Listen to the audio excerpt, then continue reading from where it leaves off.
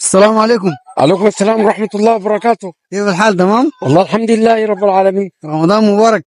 الله يبارك فيك يا ما شاء الله. وتصوم وتفطر على خير. امين ان شاء الله. اسمكم كريم؟ والله اسمه عوض عثمان. ما شاء الله. من وين عود؟ من السودان. ما شاء الله ما شاء الله. احلى ناس ان شاء الله. ربنا يسهل على السودانيين ان شاء الله. والله ان شاء الله ربنا يسهل على السودانيين والمسلمين. آمين آمين ان شاء الله. عاون نسكنهم ان شاء الله اسئله عن العشر اواخر كده ان شاء الله. العشر الأواخر. ما هي اقوى ليله في شهر رمضان؟ أقول ليلة هي ليلة القدر. نعم. خير من 1000 شهر. نعم نعم ما شاء الله. ليلة القدر. كم مرة ذكر القرآن كم مرة ذكر رمضان في القرآن؟ والله ذكر كثير.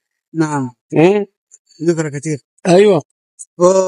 يعني كيف انتم ان شاء الله يعني اي نصيحة دار تقدموها لنا ولمشاهدينا كيف نجهز العشر اواخر عشان نستفيد منها بكل ما نستطيع ان شاء الله؟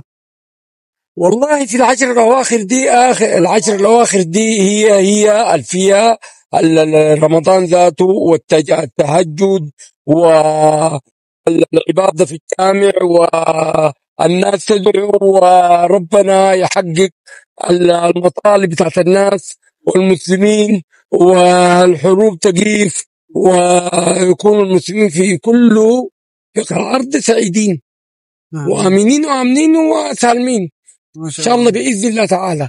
ان شاء الله ما شاء الله. بارك الله فيكم نورتونا والله.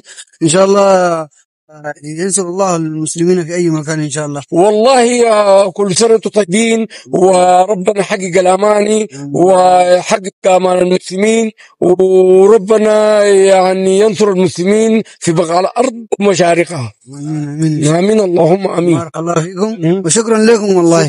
شكرا جزيلا. اعطيتونا الله من يبارك فيك. زمنكم. الله يسلمك. مع تسلم السلامة. كثير. شكرا لك.